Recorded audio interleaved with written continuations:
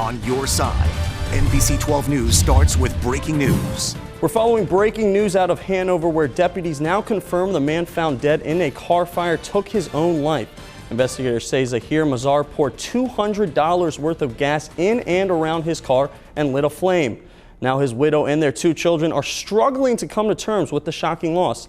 Kelly Avellino has the story after speaking to her earlier today. A fireball erupts at the beach. And Justin, take a look at this video just into our newsroom. A car engulfed in flames outside a hotel in Chesterfield.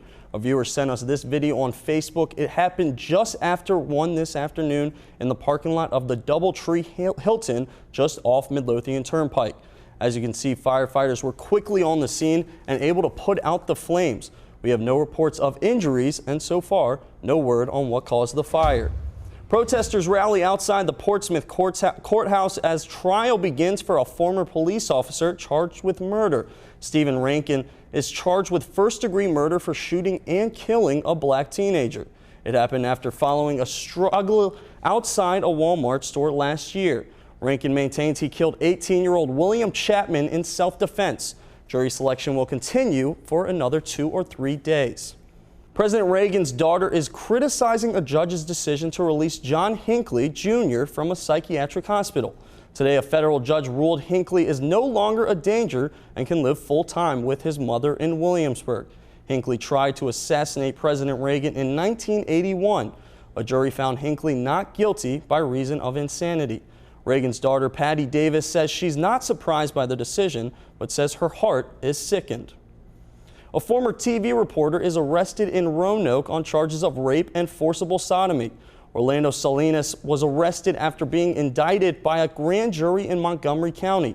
Few details have been released, but court documents say the incident happened in January and the alleged victim is not his wife.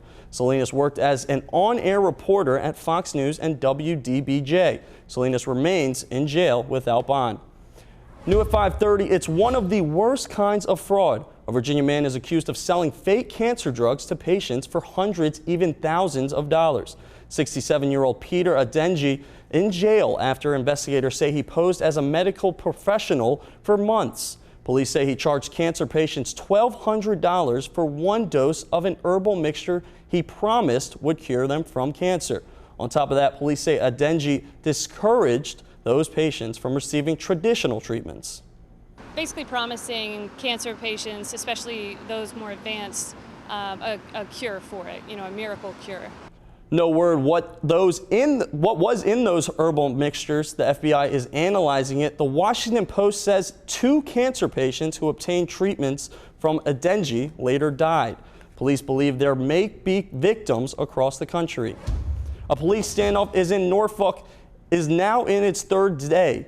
A man locked himself inside a house near Old Dominion University with at least 1 gun. It's the home he used to share with his ex-wife. The suspect reportedly has a mental health issue. Police are telling people to avoid the area. Those who live nearby can only move in and out of the neighborhood with a police escort. To Richmond now, Redskins training camp wasn't spared from last night's wild weather. The facility took on some damage, but nothing major. Camp will open tomorrow for fans without a delay, and that's where we find Matt Estridge. The team was on site this afternoon, and head coach Jay Gruden held his first press conference of the summer. Year 4 of Redskins training camp is officially open for business. The players coming up, if you log on to ClintonKane.com, you will quickly realize who does not own it. Meet the area man who does and how much he's willing to sell the domain for.